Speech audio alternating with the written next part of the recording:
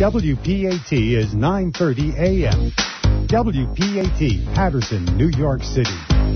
Investing is a long-term process. How many times can you think of in the last decade that the stock market has destroyed retirement funds for people just like you and me? For your existing IRA, you need the security that gold has provided for centuries. Remember, gold has never been worth zero. Capital Gold would like to introduce you to the Home Storage Gold IRA. It's a self-directed IRA set up with all the protection and tax benefits of an LLC. But the big difference in this IRA is you invest in gold and you hold it in your possession. You can't do that with stocks. That's security. You can transfer any type of IRA hassle-free in days. Please call right now and learn more, and we'll waive the $500 setup fee and give you a free safe to store your gold. Call 800-296-1334, 800-296-1334, 800-296-1334. That's 800-296-1334. Tired of paying outrageous prices for Viagra? Well, we have great news for you. Now you can finally get Viagra at huge discounts. Healthy Man allows you to save up to $500 on Viagra. Why pay U.S. pharmacy prices of $15 per pill or more when you can get Viagra for less than $3 a pill? Call today and get 40 Viagra pills for only $99. This can cost as much as $600 at your local pharmacy. You can't afford not to call us. If you want Viagra at the lowest prices, never pay $15 a pill pharmacy prices again. Get Viagra for less than $3 a pill. Call 800-400-1017 today and save up to $500 and get 40 pills for just $99. Healthy Man is fast, easy, and affordable. Operators are waiting at 400-1017 to take your call now. Call 800-400-1017. That's 800-400-1017. Again, 800-400-1017. WPAT.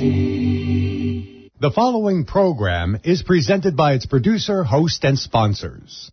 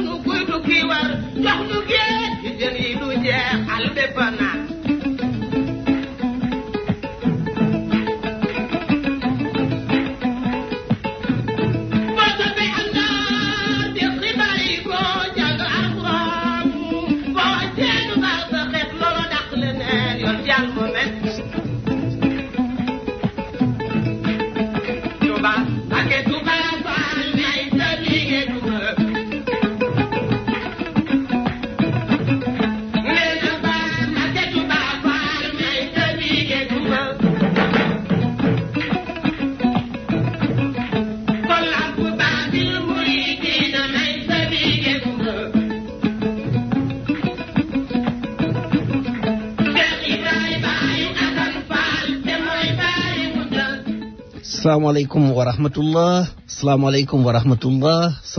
warahmatullahi taala wabarakatuh.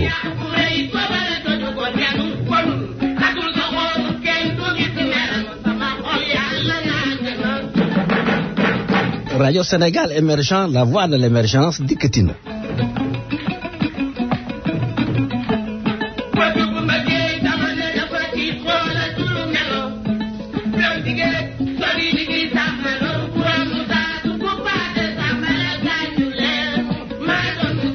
xam leen ni seen rajo la lépp luñ fi def rek xam leen ni ci askan wi lañ ko jëmale sotti ci ak def ci la parce que nit ñi yàkkamti woon nañ ko rafetlu nañ lool rajo bi dëgg la nag c'est parce que un professionnel est entré dans la danse.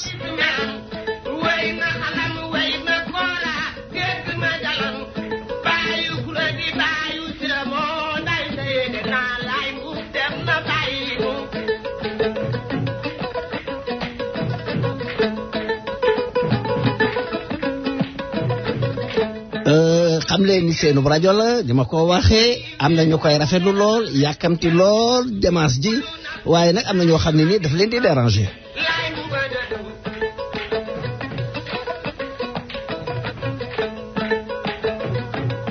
addina moo demee noonu ñëpp mënuñoo bokk bëgg ñëpp aussi mënuñoo bokk bañ.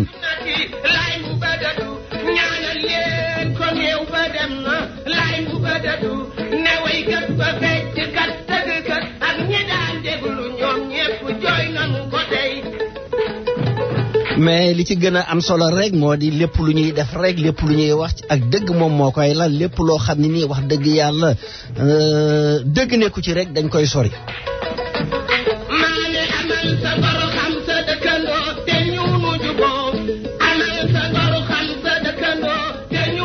te rajo bi dafa mel ni dafa am ñu koy njëkkante ñii nee nañ tarjumaan ji moo leen ci neex ñii nee nañ santé bi moo leen ci neex ñii nee nañ dëgg gi ñu ciy wax moo leen ci neex ñii nee nañ kiy wax moom lañ ciy neex ñii nee nañ publicité bi moo leen ci neex ñii ñëpp nee nañ ku ci nekk wax dëgg yàlla yàkkamte nga dibéer bi ñëw ba nga déglu ko.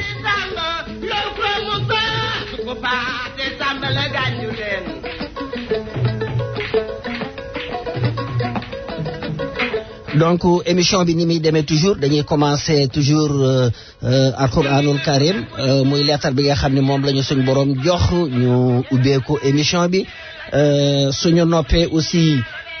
dinaan def maanaam benn éditorial bi nag daanaka mooy doon émission bi parce que éditorial bi nasaraan lay doon waaye nag suñu noppee lépp dañu koy firi ci wolof parce que ni ñu koy waxee ci nasaraan yàlla def na ay bawol lañu suñ noppee dañuy sol suñ turki njaarim leeralal leen lépp duñu ci bàyyi dara suñ noppee daal di jox yoropal bu def si ay publicité am suñu noppee nag daal di ubbi dañ ko dégg nga maam daal di ubbi antenne bi xam ne nag amati nañ beneen sponsor mooy suñu gan gi par sec bu monnaie transfert bi nga xam ne mi ngi ci 7 avenue bi ci boppam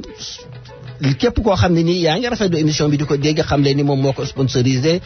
su lëg lekkee arom na ko gërëmee coy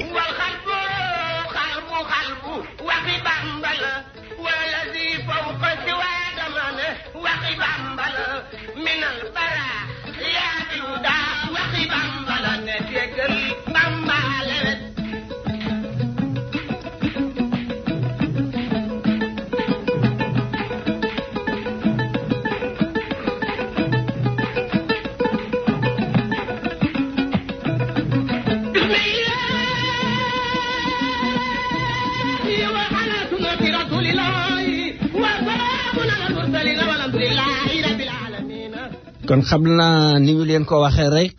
dénkoom dégg nga maam noonu lañ koy defee dañuy commencer toujours ci alxuraanul karim muy lettre bi nga xam ne suñu borom subhanahu wa taala moom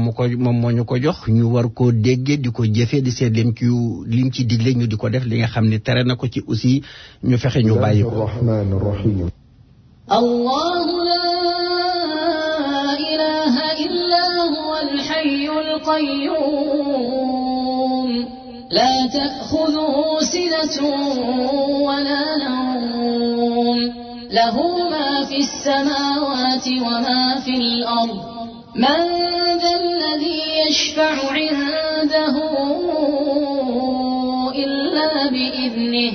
يعلم ما بين أيديهم وما خلفهم ولا يحيطون بشيء من علمه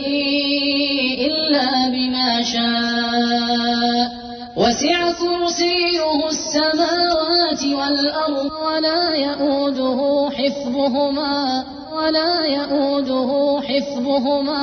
ولا يؤوده حفظهما وهو العلي العظيم الله لا إله إلا هو الحي القيوم لا تأخذه سنة ولا نوم له ما في السماوات وما في الأرض من ذا الذي يشفع عنده إلا بإذنه يعلم ما بين أيديهم وما خلفهم ولا يحيطون بشيء من علمه إلا بما شاء وسع كرسيه السماوات والأرض ولا يؤوده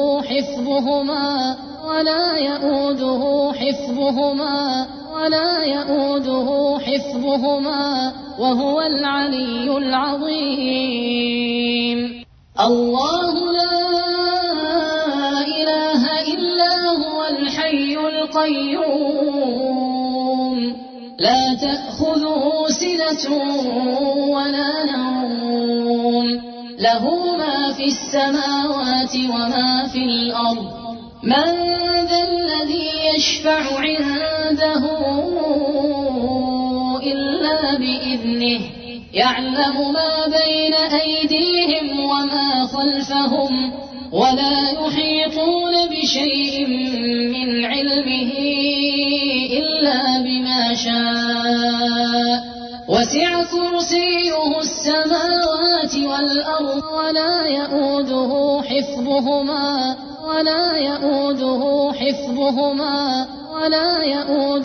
حفظهما وهو العلي العظيم. صدق الله العظيم. Fidèles auditeurs de Radio Sénégal Émergent, bonsoir. Vous êtes bien à l'écoute de la voix de l'émergence et vous avez parfaitement raison d'y connecter. Je suis votre fidèle serviteur Amadou Amar. Nous serons ensemble ce dimanche jusqu'à 22h sur la fréquence WPAT 930 AM, mais aussi en ligne sur www.WPAT930am.com. Et ma principale mission à travers ce temps d'antenne, ô combien important, ô combien précieux, c'est de vous offrir des services de qualité avec des critères d'exemplarité pour un meilleur confort d'écoute qui vous revient de plein droit. Radio Sénégal Émergent, la voix de l'émergence, c'est vous. Elle est si proche jusqu'à côté. Elle vient en complément, en apport synergique pour faire l'écho des événements majeurs. Radio Sénégal Émergent, la voix de l'émergence, s'engage de façon formelle et certaine au tournant décisif d'une parole aussi forte, aussi claire, aussi explicite, aussi séduisante, basée sur l'art de véhiculer un message fiable et efficient. Radio Sénégal Émergent, la voix de l'émergence, vient innover, engageant un processus de recomposition, de reconstruction et diffuser à travers les ondes le concept d'un objectif commun au profit d'un beau pays agissant à sa pleine puissance et qui aura pour nom un Sénégal émergent. Radio Sénégal Émergent, la voix de l'émergence, c'est vous. Sa réussite, c'est la différence émanant de son producteur Amadou Amar. sama mbokki auditeurs yi rafetlu lool wax dëgg yàlla jataay bi fii ma ñëw fii ci studio bi fas yéene rek di leen bégal boo xam ne nii lépp ci suñum réew la jëm sotti ci ak def ci la ñun ñëpp ñoo ko bokk benn réew la boo xam ne nii kenn mënu koo xar ñaar féete yi wuute nañu mais ñun ñëpp ku ci nekk rek da ngaa xër gisee ci côté bii ni man de su ma ko xëccee nii mu gën a rafet kii ni su ma ko xëccee nii mu gën a rafet mais la finalité li ci gën a am solo rek nañu xam ni c'est le Sénégal qui gagne en fin de compte c'est le Sénégal qui gagne au bout du rouleau nañ ko gisee noonu rafet tal ko xam ni ñun ñëpp benn lañ ñoo bokk ndey ak baay bégeel bi nag wax dëgg yàlla toujours damay commencé nuyoo bi mënu cee ñàkk nag tey moom ki may commencé moo di Pikine Diaspora rajo parce que l'honneur ci boppam moom la revenir rafetlu lool taxawaayam def nag tey wax dëgg yàlla benn émission bu am solo lool boo xam ne nii wax dëgg yàlla dugg naa ci barkeelu sama kilifa aussi di sama rakk aussi muy consul dugg na ci aussi barkeelu ci boppam ak ñeneen ak yeneen kilifa yoo xam ne nii wax dëgg yàlla ñëpp ngay rafetlu rajo bi wax naa leen ko ba tàyyi dibéer ju ci nekk ci boppam dee leen ci dugg di ko commencé midi ba 3 heures 4 heures ay sénégalais yu am solo lool ñoo fa nekk dinaa ci dellu si wàll nag ci publicité bi comme ça ma jox leen numéro bi nga xam ne moom lañ koy jàppe te lépp nag monsieur Modou Sène ci boppam moo waral lépp émission bi suy pare rek su koy daal di jot rek moom fi mu nekk nii moom moo koy tasaare waat ci àddina bi yëpp man ko foo koy jaarale mënu ma ko dama ko naan taf ci Facebook bi wëccax ko ku ci nekk man cee jot sa wàll ci àddina bi yëpp man ko loolu lu am solo la su noppee itam mu tasaare ko aussi ci Facebook nga xam ne ñëpp a ciy jot muy émission boo xam ne nii ñëpp ngi koy rafetlu parce que nag duñ ko may yemale rek ci waa New York il faudrait que mu tas ba ñëpp man cee barkeelu di nuyoo nag sama parti bi ci boppam mooy APR nga xam ne bi ñu suñ borom subhanahu wa taala di jox réew mi ay ñetti at dong lañ amoon mu metti woon lool mu am nag ñu tungoom dénkoom déggamaam muy nu mu tuddati waa Benno Bokk Yaakaar kon nag dénkoom déggamaam bi fi mu nekk nii wax dëgg yàlla ñun ak yéen ba géej gi fer bien que léeg-léeg gis-gis yi danañ wuute nag wante nag nañu xam ne nag ak lépp lu mën di doon rek ci dëgg lañ koy lal ci dëgg lañu koy teg lépp loo xam ne nii aussi lu ñuy def consensus lay doon rek parce que nekkuñu ci ab daayira su fekkoonte ni ab daayira lañ nekk sëriñ bi joxe ndigal ñëpp dañ koy daal di def mais ci parti politique la ñu nekk nag ku ci nekk wax dëgg yàlla war ngaa am nag loo ci xalaat mais nag wax dëgg yàlla su doonub daayira sëriñ bi joxe ndigal su boobaa mën nañ ni kat di sëriñ bi wax nañ ko waxee mais yoruñu daayira parti politique lañ yor ñun nag dañuy dox dañuy marcher avec conviction en avant détermination ak un engagement pour les concerner du moins Radio Sénégal émergent la voix de l'émergence xaw ma nag ñeneen ñi ci def nga xam ne suñu leen joxee ab pan rek ñu daal di dellu si dinañ ci dellu si waat parce que émission bi ci boppam affaire élection yi lay doon kon nag képp koo xam ne nii yaa ngi ne la wala la neen téléphoneel sa morom wala sa xarit ni ko la neen kat tey ci affaire Radio Sénégal émergent ci lay wax ñëw leen parce que déglu ko en direct mooy gën et je suis prêt képp koo xam ne nii bëgg nga soxla nga na nga ñëw fii soo ñëwee incha allah danañ ko defante ba mu des benn exception te kooku xam naa ni sama jarbaat daa ko rusé su du doon sama jarbaat bi nga xam ne dégg nga maam moom la yore kon waxatuñu ko nag moo su waxee rek ma ne ko donc di nuyu aussi waa opposition bi rafetlu seen taxawaay aussi sérieusement parlant di nuyu aussi waa société civile bi en somme tous les Sénégalais ak tous les Africains maa ngi koy nuyu su ma ko waxee nag sama xel dem na ci Alaaji Amadou Wuri Diallo aussi nga xam ne mooy c'est l'ami des Sénégalais bàyyiwuma kenn di fàttali aussi Alaaji Mouhamad Fadal ñu koy wax dénkoom dégg nga maam sabun takk yi nga xam ne tase nañ tey waxtaan yu yàgg lool ñi rafetlu émission yi dañoo bari lool wax dëgg yàlla kon nag ba ci ñoom ci ne sàmba nga xam ne dénkoom dégg nga maam dinaa ko dikkal moom itam ci publicité yi su ma ci excès donc en somme ni ma waxee léegi émission bi éditorial lay doon éditorial bi su ma ko defee ba pare damay def lépp ci wolof mooy doon émission bi su ma ci jógee aussi après dina dugal espace santé tey lan la ñuy waxtaane mooy affaire prostate moom la ñuy waxtaane su ma ci jógee Europol dana dugg comme ça ma daal di ubbi antenne bi ñu mën a ñun ñëpp comme ça danañ ci mën a barkeelu ñun ñëpp ñu xam ne dañuy saafoo rek li ñuy wax lépp ñun ñoo ko bokk suñu réew ci boppam la intéressé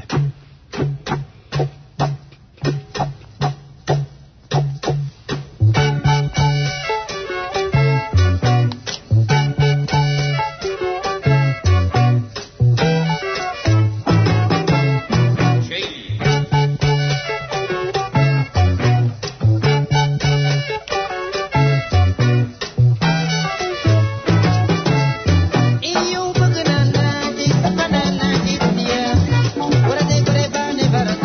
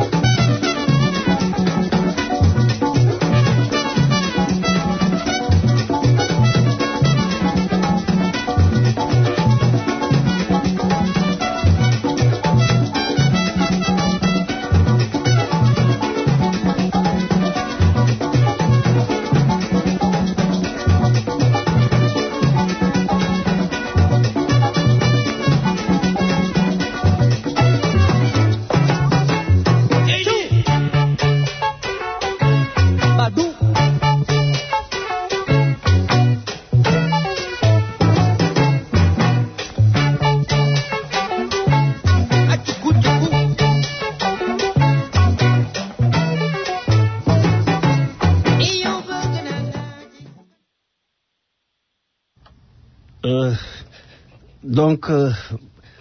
principale mission de Radio Sénégal Émergent, la voix de l'émergence, c'est d'offrir aux fidèles auditeurs des services de qualité avec des critères d'exemplarité pour faire l'écho des événements majeurs. Alors, ces élections législatives ne seront pas en reste. Le Sénégal est entré en pleine campagne électorale dans la perspective des élections législatives de juillet 2017. C'est un marathon de 3 semaines pour 47 partis politiques avec ou sans coalition et des candidats indépendants qui veulent porter la bonne parole aux électeurs. L'enjeu étant l'Assemblée nationale. Mais ces législatives sont parmi les plus disputées, en ce sens qu'elles sont l'avant-première de la présidentielle de 2019. Aussi, la diaspora devant y jouer sa partition. Ce faisant, des meetings, des visites porte à porte, des visites de proximité, des téléconférences, des affiches, des occupations de médias rythment la campagne électorale pour séduire les électeurs et les porteurs de voix. Radio Sénégal Émergent, la voix de l'émergence, rappelle aux électeurs ceci. Élire des députés qui n'ont pas bonne presse auprès des citoyens, qui les considèrent comme une entité politique inutile et hors de contrôle, une fois élus, ne servant que de faire valoir à l'exécutif. Élire ces députés, dis-je. Donc, c'est ne pas servir les populations, c'est aller en contre-courant de la nation. Radio Sénégal Émergent, la voix de l'émergence, rappelle aux électeurs ceci. L'Assemblée nationale doit être l'image de la population sénégalaise. Toutefois, une Assemblée nationale représentative est sans nul doute le résultat de l'incivisme et de la légèreté de certains citoyens et la rétention, je dis bien la rétention des cartes d'électeurs qui se traduisent par un taux record d'abstention. Radio Sénégal Émergent, la voix de l'émergence, rappelle aux électeurs. Les députés doivent avoir un minimum de connaissances, de culture, de compétences pour exercer correctement un tel mandat. Radio Sénégal Émergent, la voix de l'émergence, rappelle aux électeurs ceci. Élire des députés est aussi important qu'élire un président de la République. Autant il ne peut y exister de pays sans président, autant il ne peut y exister une nation sans représentant du peuple. Ainsi, les acteurs du pouvoir législatif, entendez les députés, sont d'une importance capitale dans la démocratie parce qu'étant à l'origine des lois qui font fonctionner le pays au quotidien est chargé de veiller scrupuleusement à l'application de ces lois par l'exécutif. Aussi dépositaires de leur mandat à l'Assemblée nationale. C'est aux citoyens de contrôler périodiquement le travail des députés et veiller à ce que l'exécution de leur mandat soit conforme aux aspirations et intérêts des populations. Radio Sénégal Émergent, la voix de l'émergence, rappelle aux députés ceci. L'Assemblée nationale doit rester l'instance la plus légitime pour discuter les affaires de la nation. Et les populations doivent pouvoir saisir les représentants au quotidien et vice-versa. Alors, il faudrait que ces derniers sachent que l'exécutif sache qu'il est surveillé de près par le pouvoir législatif afin qu'il puisse accomplir correctement la plus haute responsabilité qui lui est dévolue. L'issue de ces élections législatives est l'émanation d'un choix alternatif qui détermine la dernière ligne droite du septennat. 2 cas de figure peuvent se présenter. 1. Soit les électeurs sont satisfaits du travail accompli par le président de la République, à savoir les réalisations, à savoir le PSE, et là, automatiquement, il sera récompensé. Et quelle sera la récompense? Ce sera une majorité confortable à l'Assemblée nationale. Deuxième cas de figure, ou bien les électeurs ne sont pas satisfaits du travail du président de la République. Et là, dans ce cas de figure, l'opposition aura toutes les chances d'être majoritaire à l'Assemblée nationale. Et dans ce dernier cas de figure, les projets en gestation du président de la République seront remis en cause. Et les contrats pétroliers et gaziers risquent d'être caducs. Puissent les retombées bénéfiques issues de ces élections, issues des résultats de ces élections législatives, que ces retombées bénéfiques, dis-je, reviennent exclusivement à la nation sénégalaise. Amadou Amar, Radio Sénégal Émergent, la voix de l'émergence. Donc mbokk yi li moo doonoon éditorial bi nga xam ne nag dénkoom dégg nga maam lépp ci kii bi la jëm, lépp ci élection législative yi ci boppam moom la jëm. ñu fas yéene nag dénkoom dégg nga maam daal di koy wax lépp ci wolof, comme ça ñu expliquer ko ba nga xam ni ñëpp danañ ko xam, suñ noppee aussi ñu ubbi antenne bi. lii may wax nag dinaa ko waxaat, dinaa ko répété waat, man la concerné. Ça endosse toute ma responsabilité et quelles que soient les conséquences, lu ma ci góobee dinaa ko gar, te lu ma ci gar dinaa ko laax, te képp ko indi sa wattu aussi su fekkente ni ñeme nga soo ñëwee ma defal la ci. am na ñu ko àndaloon ñoo xam ne nii ñii génn nañu, ñii dig nañ leen pan bàyyi nañ, ñii dig nañ leen ay poste bàyyi nañ, ñii dig nañ leen passé maka bàyyi nañ, ñii dañoo yoreel parti bi xaalis ñu joxañ leen bàyyi nañ, ñii nee nañ dañoo ragal wax dëgg yàlla. mais man fii ma teg sama tànk ci boppam duuma fi jógee, te lii may wax dinaa ko continuer di ko défendre, te lu ma ci góobee dinaa ko gar, et ça endosse toute ma responsabilité ci boppam. Donc mbir mi day ci campagne électorale bi la jëm. nee naa day fi mu nekk ñëpp jóg na, muy Sénégal muy fii ñëpp jóg na, ñii ñi ngi dem ci rajo yi, ñii ñi ngi def ay affiche, ñii ñi ngi taf ay photo, ñii ñi ngi def ay porte à porte, fu nekk ñu dugg fa, di dem ci jàkka yi, di dem ci jumaa yi, di dem ci dénkoom déngamaam ci restaurant yi ak salon yi, ñii aussi di tase nit ñi ci mbedd yi, ñii di woote ay meeting, ñii di def ay dîner débat. te lépp nag wax dëgg yàlla dañoo bëgg a këppatal xam naa ne gone yi xamuñu ko, mooy nga def fenn pepp ak ndox sotti ci picc yi daal di ñëw jël, nga daal di leen di këpp daal di jël. ma bëgg nag Radio Sénégal Émergent, la voix de l'émergence, nga xam ne toogalu fi kenn, day wax ak dëgg la fi toogal, di wax électeurs yi aussi xool leen ak ko man di doon nag, moo xam ku ma bokkal la, moo xam ku ma bokkalul la, ku ci nekk waxal defal sa traayu bàmmeel ci boppam, sa carte def ko ngir loolu, xamal ni lii ngay def da nga koy def ngir lu jariñ sa réew ëllëg, ngir ëllëg ki si biir aussi dénkoom déngamaam lépp loo xam ne nii wadd na fa, lépp loo xam ne nii rot na fa, peuple bi ci boppam ñoom ñoo koy jariñoo. ma ni leen nag loolu ci boppam bi mu amee te lii sax moom day une situation particulière élection yi, ndax dafa mel ni lu lëkkali koog 2017 ak 2019 dañoo mel ni ay seex yu bokk ndey ak baay. su kii sëqatee dénkoom dégg nga maam day kee dana tichooli, su kee tichooli aussi kii itam dana sëqat. moo tax nag fi nekk nii d'ailleurs dafa mel ni sax daanaka présidentiel la, parce que soo seetloo engouement bi mu am ci boppam dénkoom dégg nga maam gëj na aussi ay élection am foofu. xam naa bala may gën a continuer surtout dans le vif du sujet, am na ñoo xam ne nii dénkoom dégg nga maam bàyyeekoo nañ fi, lépp nag muy suñu borom ci boppam, ku mel ni Babacar Ndiaye, na ngeen ma excuser comme ça ma dugal ko très rapidement, bi yoroon BAD, ak Cheikh Mbeng bi nga yoroon moo yoroon programme couverture maladie universelle bi, ak ñi nga xam ne ñoo gaañu ci stade ba, ñoom ñëpp yàlla na leen suñu borom booru yàlla boole yóbbu àjjana, te ñoom ñëpp nag mu àcc leen ci yërmandeem yóbbu leen àjjanay firdawsi ci boppam dénkoom dégg nga maam, te yërëm fa ñam fa fekk ak ñun ñi aussi suñ ko fa fekkee ci lu bu amul benn sikki sàkk yal na leen suñ borom bur yàlla boole yërëm, te ñun tam ñu waaj xamuñu kañ la fan la. wóoruma ndax sax dimanche prochain ndax maa fiy toogam déet, keneen mën na fee toog ba pare di ma tàggee, yàlla mooy demee noonu ci boppam, nañu ci bàyyi xel. donc ma ñëwati dénkoom dégg nga ma ne bi yoon nag diaspora bi dañ cee bokk nag, wax dëgg yàlla lii aussi nañ ko gërëmee le président de la république, parce que président yu bari jaar nañ fi, te président bi amul benn président bu ci bu ko mas a def, comme kii ne woon na aussi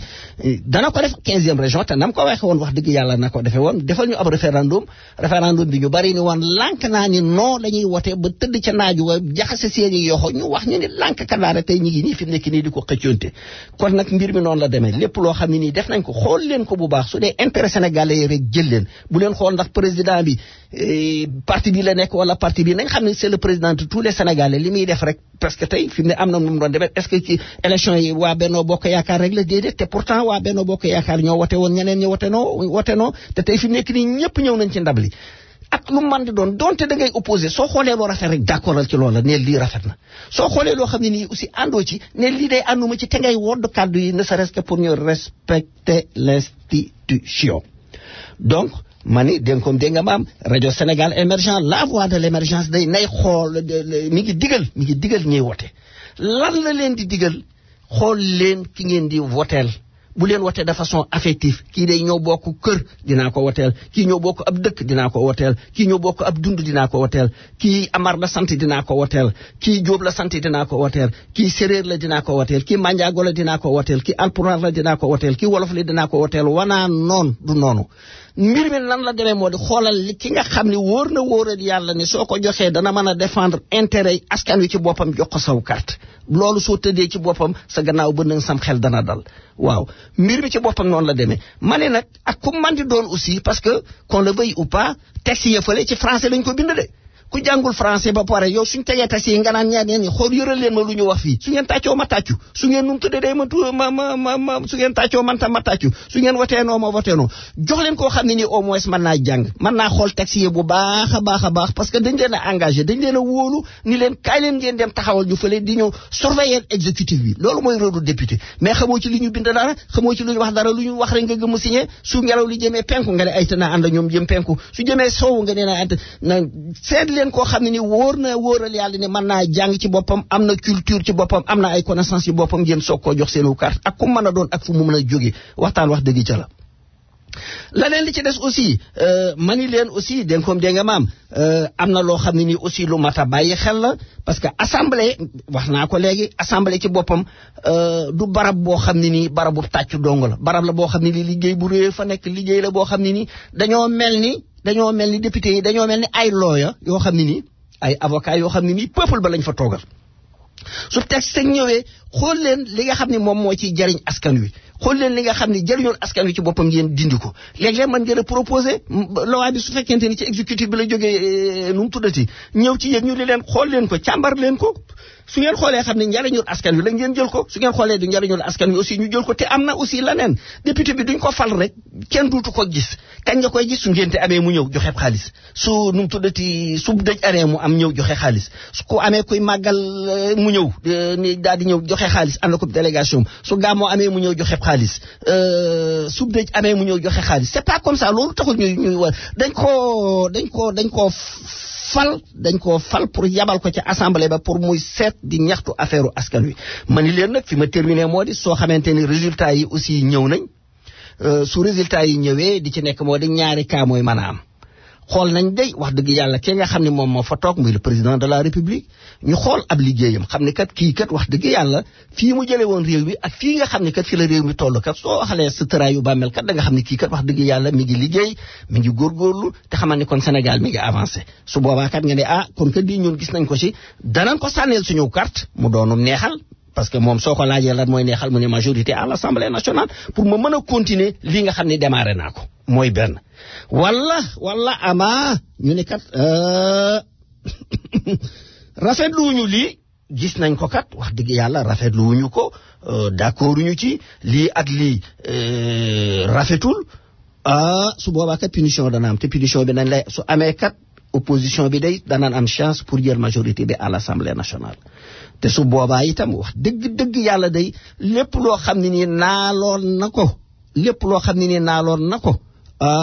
soo utul ca géej ga lañ koy sànni lépp loo xam ne nii aussi ay projet la parce que coow li bari na jugement yaa ngi fii ñi naan gaz bi ñi naan pétrole bi lépp loo xam ne nii aussi wax dëgg yàlla signé woon na ko su boobaa kat ça risque d'être caduc mooy loo xam ne nii wax dëgg ndénkum dégg nga maam duutuñu ko compter kon nag li may wax rek rajo Sénégal émergent la voix de l'émergence suñu demee ba ca tëppaandaw la daal ak lu mu mën a doon rek nañu fexe ba intérêt Sénégal li nga xam ne moom moo fay rot rek na doon loo xam ne nii wax dëgg yàlla dana jariñ nu mu tuddate dana jariñu askanu Sénégal loolu daal lañ ne woon dégg nga maam danañ ko barkeeloo xam naa très rapidement après danañ ubbi antenne bi comme ça danañ ci mën a nu mu tuddati danañ mën a sàmm fi benn kayitu tàgge bu ñu fiy dikkal xam naa rek ma ñëw ci wa inna ilayhi wa naar laa ilaha illallah ay waay ceeb dem na waay ku nii noonu ku rafetoon ab tànk ku safoon dem na ku mënoon dimbali nit dem na ay waay ràgg dikkal nanu waay ay waay fu nu jëm waay waaye nag balaa kenn di ko tàgg man maa koy njëkk tàgg ndax man kam naan maamam kam maamaati maamam kam jarbaatam kam nijaayam kam ñëppam laa lay wax nii billaahi waay gannaaw sanu mbokk yi di dégg ngeen déglu leen indi leen fi benn tàgg bu rafet dikkal boo ne nakar ak bànneex mbégte ak tiis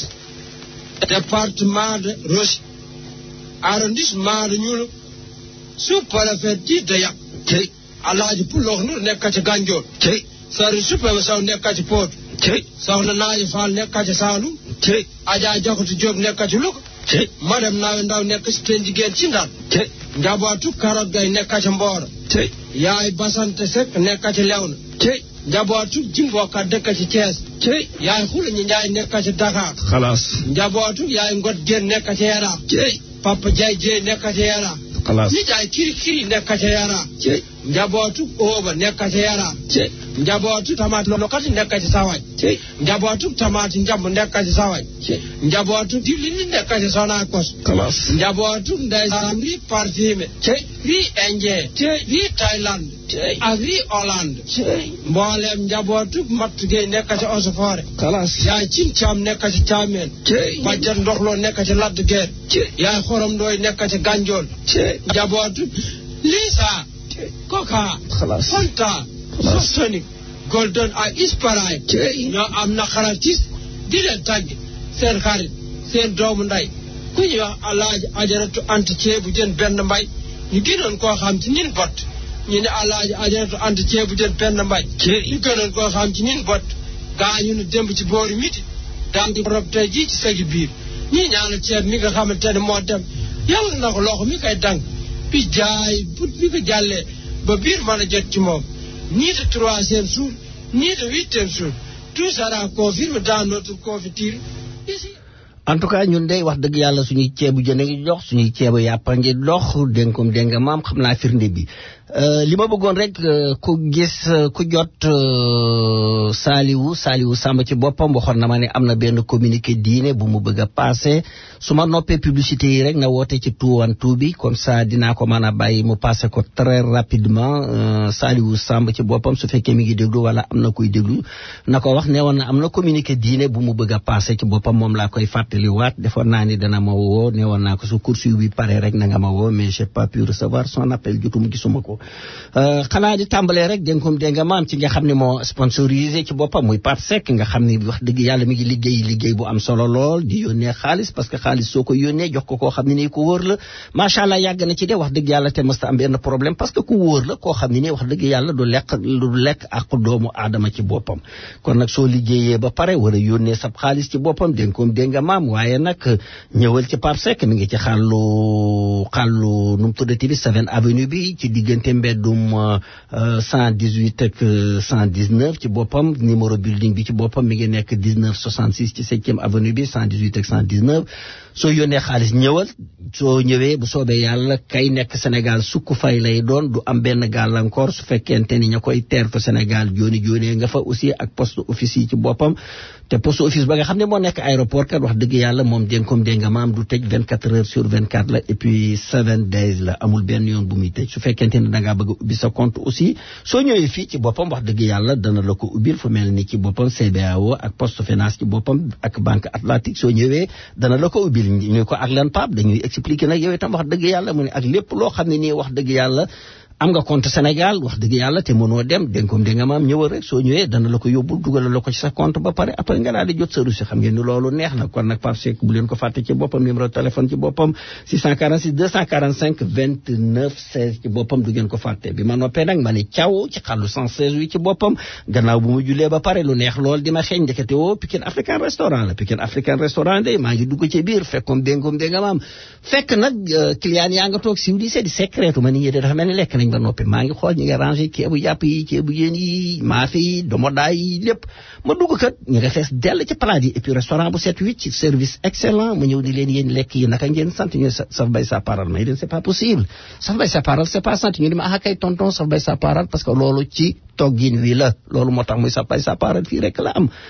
Attendez-moi mu wëlbati ko pivoté ci sama côté gauche bi ku pivoté ci sama côté gauche bi lan laa fa gis maa ngi fekk frigidaire baa nga fees dell ki juice ma ne mu way xam naa ni client yi tax ñu tëj leen fii parce que xam naa ni yéen di ngeen di yàqal client di seen cooyu araam tonton c'est pas ça parce que dañoo defar ñu neex lool ñu denc ñu fii ci frigidaire bi di xaar client yi loolu dong la ma ne leen rek léegi kon jox leen ma seeni numéro téléphone lu ñu koy doyee benn ligne dong lañ am man di leen daan la ñu ni 646 922 70 15 mais nag léegi man su ma mënta ñëw te bëgg a yónnee ndaw kon nan laay def ñu ne ma na ñëw ci xàllu 116 bi ci booru soppe Cheikhul Khadim numéro bi 243 la ci 116 bi soo ñëwee rek dégg nga maam loo soxla danañ la ko andil donc Pikine African Restaurant kat yéen a ko dégg te manager bi ma ngi fay liggéey bu rafet lool dégg nga maam service client bi wax dëgg yàlla client du manqué dara loolu rek jar naa tax ngeen dem fa et puis restaurant très très propre nag ci buntu ba ca fin ba lépp set wicc te loolu lu am solo la maa ngi ci xàllu 116 yi nag ci affaire électronique yi nag dégg nga maam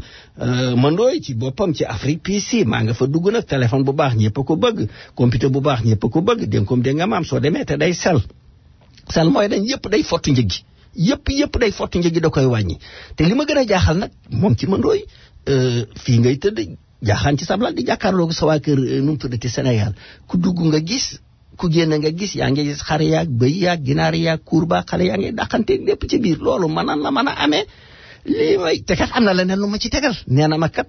yaa ngay gis kay dugg mais mën naa la defal système boo xam ne ni bouton bi ngay bës fii rek buntu bi ni kàcc daal di ubbeeku li may wax nag su fekkente ni am na lu ngeen ci sikki sàkka sol leen seenaw daal ni caw ci xàllu 116 wi ci 247 ma nga taxaloog soppay Cheikhul Khadim su ngeen taayee lay jël leen seen numéro téléphone ci boppam ngeen woote 718 807 92 39 wala 917 334 60 99 fu ma fa jógee nag am na leneen store ci boppam dégg nga maam sama store la ragal péete day xaje wërsëg ci boppam muy Adja Khadi Food Distributor ci boppam wax dëgg yàlla Adja Khadi Food ci boppam distributeur ci boppam wax dëgg yàlla sama store la nee naa leen su ngeen di dugg ci buntu bi taxaw leen su ngeen duggee ci buntu bi kees gaa nga fa tàng jër ay mburu yu fet-fete nekk ci biir ñu wekku ñeen jël leen ñeen gi kepp leen ci su ngeen ci kepp rek dugal leen ko ci enveloppe bi jërul poste office seen kër la jëm xattar bi ku leen am na buntu bu nekk ci seen ndeyjoor lu doonu yàppa nga fa lu dooni ganaara nga fa lu dooni jën nga fa ak lépp luy dem ci cën nga fa jël leen lu leen neex bu leen am lu ngeen ci ruus ci boppam bu leen bañ ko leen sumi lekk ku nekk da nga koy jëfarloo te lépp lu da nga koy jëfandikoo te lekk bu baax ñëpp a ko bëgg li ma leen di wax daal di leen ko wax toujours xar mu jaasir moo dàq ci yàpp su ngeen ko jëndul mënu maa def publicité bi pare di leen ci njëkk parce que loolu vraiment du rafet jël leen ko soxlawul jaayaat leen ma ko lu ngeen ma ko jaayee ma jël ko ci boppam man dinaa ko yóbbu dénkum dégg nga maam kër sama rakk ji nga xam ni ma nga nekk fële dénkum dégg nga maam monsieur Diop ci 111 diggante de second acteur dénkum dégg nga maam suñu demee jox ko soxna si moom macha allah togg rek nee naa ko nag par force il faut nga ubbi restaurant ma lay defal publicité loolu cee ñàkk tàmbali naa ñaan gi nag del wax amin rek il faut nga ubbi ko moom nu cee nag parce que lekk yi ma fa lekk moom wax dëgg yàlla moom kër ga matul di sori Adja Khadi Food distributeur nga xam ne lépp ngi ci biir ay moutarde ngi ci biir et produit yi yëpp France la jógee parce que c'est des produits de marque te ñoom ñoo am exclusivité bi mi ngi nekk 251 ci 116 bi ci xàllu 116 bi dégg nga maam numéro téléphone bi 212 933 03 74 wala 646 645 75 05 ci boppam moom la am na nag leneen du des ma ne caw nag ba bronze dégg nga maam bi ma ne caw ba bronze nag dégg nga maam daal di fay fekk nag New York Meat ak Fish Market day foofu moom moo xaddakaaba gi macha allah laasarang fay def liggéey bu rafet lool parce que am mi ngi fi depuis 20 ans ñaar fukki at te danduwul kon mooy wone ni li muy def teg na ko ci yoon ndawal gu baax gu alal ci boppam gu sell ma nga fa ci biir bëy yaa nga fa ganaar yaa nga fa nag yaa nga fa lépp loo bëgg ma nga fa kat te kat loo gis ci ndawal gu rafet rek ak jën bu baax rek ma nga foofu surtout jën yu weex yi xaw ma ñi xam nañ jën wu weex am de jën wu weex dafa am ak jën bu ñuul xam naa bii moom libu yi xam nañ ko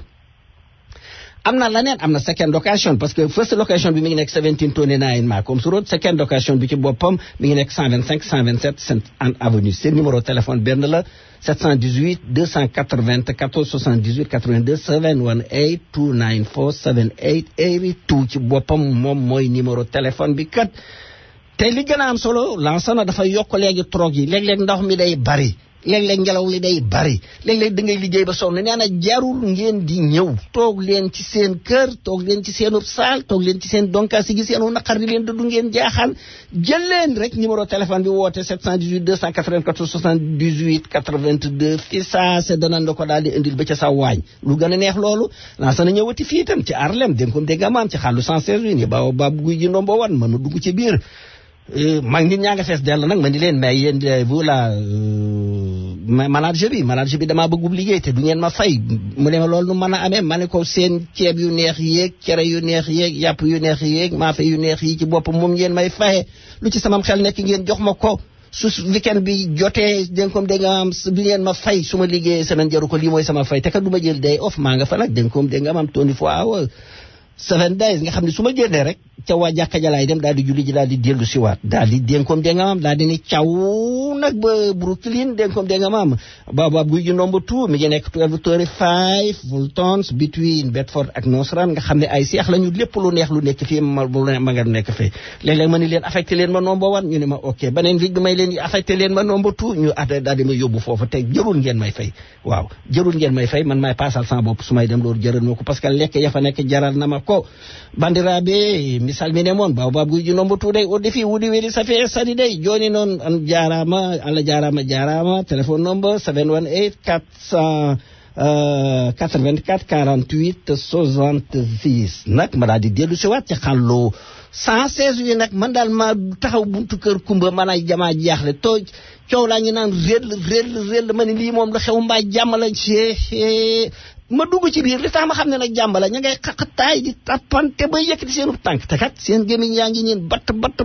ñi naan waaw su ma fi ñëwee ceeb bu neex bee ma fi indi ñi naan waaw maafe bee ma fi indi ñi naan man dénkoom dégg nga maam suppu kànje bee tax ma fi ñëw ñii comme de man su ma fi ñëwee marax dibi jee tax ak nu mu tuddati ak galaar yi te kat li ñuy wax lépp soxla awa gumbale moom ma ngay defar ma ngay rancé te barab ba dañ ko defaraat suweeraat ko yàlla na rapp te ngeen rapport ko mu rapp ak jàmm li ma jaaxal kër kumba kat képp ku fa dugg soo lekkee ba suur sooy génn di taxam tiku loolu jaaxal na ma ba ci man mii kat téléphone bi kat 212 866 39 00 ci boppam ndax sëñ Saliou nekk ci ligne bi allo salaamaaleykum am na ku ma xool di ci ligne bi ndax sëñ Saliou la parce que waxoon naa léegi mu dugg voilà donc ma continuer fi mu nekk nii la ligne est ouverte am na ku ma xool du ko taal ku duggoon léegi ma xool du ko defoon naa ni sëñ Saliou la parce que wax naa te nu mu tuddatiwul te duggul te waxul daal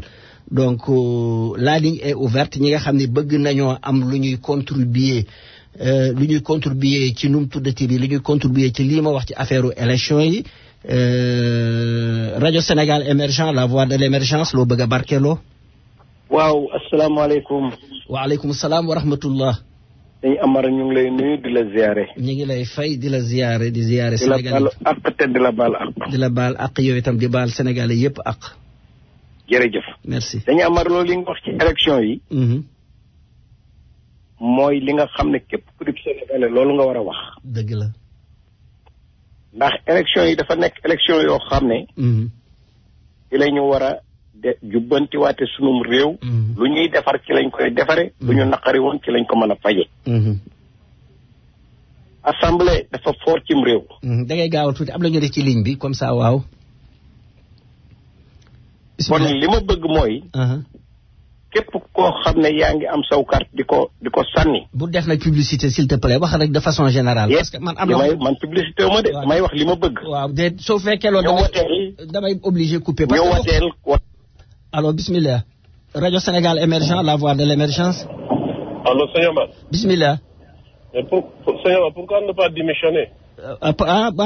damay xaar ñu dàq ba parce que war nañ maa dàq. loolu laay xaar ñoom Makan war nañ la dàq. moom laay xaar nii xaaral jëlal sama numéro téléphone nga woo ma après ma jox la numéro téléphone. non bi mooy il faut ñoom Omar Diop ñëpp dañ la war dàq. parce que il faut qu'on te renvoie. waaw ba tey waaw jëlal sama numéro téléphone après nga woo ma. je l'ai déjà je vais t'appeler. mais il faut qu'on te renvoie du parti. parce que amul sens. jërëjëf waaw kay merci maa ngi xaar ñu dàq ma suñu ma dàqee rek ma dem incha allah. Radio Sénégal émergent la voix de l'émergence bismillah. waaw naka ngay ubbee ligne bi ba pare doo bàyyi nit wax. Radio Sénégal émergent la voix damay bañ ko def publicité loolu laa dul nangu. publicité ci boppam loolu laa dul nangu. waaleykum salaam wa rahmatullah. wooteel Khalifa. Radio Sénégal émergent la voix de l'émergence bismillah. bismillah.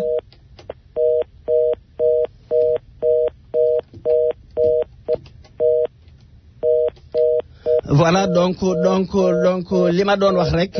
su ma neexoon def publicité je parle de façon générale mais bëgguma koo xam ne nii da ngay defal publicité wala lii ku ko def je te coupe. bismillah. allo. bismillah rajo Sénégal émergent la. waaw sëñ bi naa def. sant yàlla bu baax. ñi ngi rafetlu bu baax gis nga yëf yi noonu la képp ko woote ci rajo bii. waaw ma dagg la amul sax wax foo mën a doon nag ak foo mën a bokk. merci jërëjëf merci. Radio Sénégal émergent la voix de l'émergence bismillah. waa bi dafa bari wax. ko bañ a man kay duma kii damay dagg amul sax.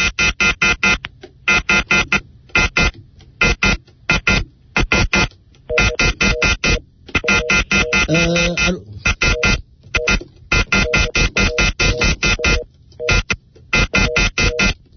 allo oui. Bismillah, Radio Sénégal émergent, la voix de l'émergence.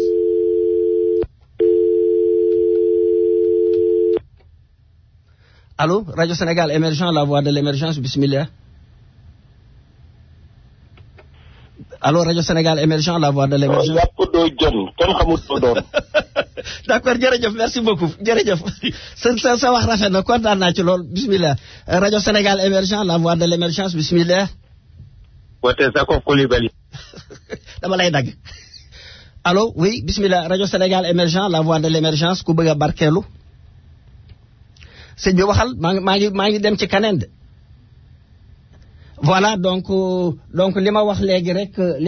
rek du dañ donc nekkaluma fi ma Samba nekkaluma fi ma Demba dama wax de façon générale. Am na ko wax léegi nee na dana gis Makan mu dàq ma jox naa ko sama numéro téléphone nee na jëru ko parce que am na ko na woo Makan mu dàq ma amul benn problème su dee ak dëgg rek moo tax ñu dem a dàq pare naa pour dem amul problème takk naa sama ëmb ba pare ba teg ko su fekkente ni dëgg gi rek moom moo tax ñu dem a dàq nañu ma dàq mais li may wax ci boppam kenn mënu koo dindi te képp koo xam ne ni am nga loo ci sikki sàkk ñëwal su dimanche rajo baa ngi nii soo ñëwee na nga toog auditeurs yi danañ juger parce que lii ma wax moom kenn mënu koo teggi kenn mënu koo dindi ak dëgg la goo xam ne ni képp ku ñuy fal képp koo mën a doon xoolal intérêt askan wi ak foo mën a jóge ak lu mu mën a doon ci boppam waaw. Bismillah, Radio Sénégal émergent, la voix de l'émergence, bismillah. Waaleykum. Bismillah. dafa da ngay wàññi sa num tuddati da ngay wàññi sa rajo parce que dégguñu la. maa ngi fàttaliwaat aussi Saliou Samb su fekkente ni bëgg naa dugg ci boppam waxoon naa ko am na communiqué bu mu waroon a jàllale am na ko dugg sàng bi may passé publicité yi ma xool du ko defoon naa ni moom la mais après jotaatuma ko ci boppam. kon nag su fekkente ni am na ku ko dégg rek man ngeen koo wax comme ça mu woote dana mën a passer communiqué bi parce que nee na ma communiqué bi ci boppam communiqué diine la donc maa ngi koy xaar jusqu'à présent su fekkente ni day mën naa dugg na dugg comme ça passe.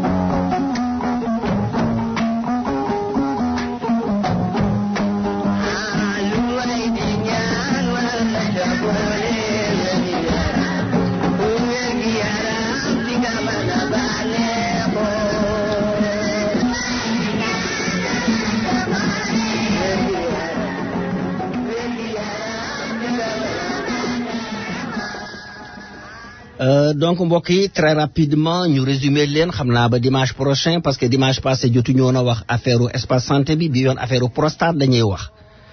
prostate lan la góor gu nekk ko am ab glande la jigéen nag amu ko parce que liggéey bi muy liggéey moom moo tax donc ñu ko nasaraan yi di firee moo di ne nañ prostate ab glande la boo xam ne nii góor rek koy am te dafa localisé wu ma nga nekk ca suufu partan yi nga xam ne moo yore gaanawaay gi ci boppam foofu la nekk mel ni ab téeñ soo ko xoolee day mel ni doomub guro bu feree lool xam nga doomub guro ñaari ŋàdd lay doon ca diggante ba nag mu am lu fa jaar muy raakool bi nga xam ne fa la gaanawaay gi jaar jóge ca partan ba di génn ci biti raakool boobu ñu ngi koy wax urètre léegi lan mooy liggéeyu nu mu tuddati prostate ku nekk ko am nag ku ne góor gu nekk ko am mais nag dafay màgg ban rôle lay jouer ci boppam ci nga xam ni sécrétion bi nga xam ni nuñ koy waxeeti liquide séminal bi mooy liquide bi nga xam ni ci la spermatozoïdes yi nekk ñu koy wax man yu ci boppam liggéey bu liquide boobu lay liggéey mais nag du liggéey spermatozoïdes yi parce que spermatozoïdes yi testicules yi ci boppam ñoom ñoo koy liggéey léegi su fekkoonte ne da nga koy peese ci boppam dana toll ba 12 ba 25 grammes ci boppam mu mel ni doomu guro bu fere lool wax naa leen di lan lay jëriñ liggéey boobu lay liggéey am na aussi beneen liggéey bu muy liggéey au moment de l'éjaculation maanaam ku góor gi dana am lu muy njëkk a génnee lu ratax loola ci boppam benn dana xàll yoon yi ci boppam ñaareelu fànn bi itam da koy yabal ni ko spermatozoïde yaa ngi ñëw de ci soxna si parce que kanamu jigéen ci boppam dafa acide alors pour bañ mu rey ko nag ci boppam moo tax loola dafa koy dugal daf ko fay def nga xam ne spermatozoïdes yi su ñëwee duñu dee mais nag danan daw duutu fa mën a toog fan lañ jëm dañuy wuti un milieu basique nekkate milieu basique bi ca boppam mooy fa ovule nekk foofa lañ jëm donc prostate lan la ñan ñoo ko lay gën a dal en général ñi nga xam ne dañoo am juróom fukki at jëm kaw su ma nee juróom fukki at nag jëm kaw ci boppam xam leen ni dénkoom dégg nga maam du obligatoirement ku nekk lay dal xam naa ni prochaine fois dinaa dellu si waat ci signes yi xamal leen sooy gaanawaay nan lay mel ni gaanawaay bi génne ak su fekkente ne dañ laa war a opérer ci boppam parce que aussi wax dëgg yàlla waxtu wi ci boppam moom moo ñu tànc xam naa ni daneen obligé ma couper ko fii ba dibéer ak jàmm di répété waat nag lii ma wax ma endossé toute la responsabilité waa ji wax ñu dàq ma c'est pas la première fois mu wax ko te moom soo wax makan rek lay wax mel ni makan rek a nekk ci parti bi am na ñeneen ñu nekk ci parti bi ñoo xam ne ni ñoo gën a fort makan mais moom makan rek lay wax nee na aussi numéro téléphone mu ni ma jaru ko parce que yor na sama numéro téléphone donc maa ngi déglu maa ngi xaar je suis prêt à subir toutes les conséquences incha allah awma lu ma ciy nëbb awma lu ma ciy daw ci boppam te lii ma wax nii ma ko waxee su ma demoon réunion aussi noonu laa koy waxee waat donc maa ngi sant ñëpp maa ngi gërëm ñëpp di leen jox daje ba baneen yoon incha allah asalaamaaleykum wa rahmatullah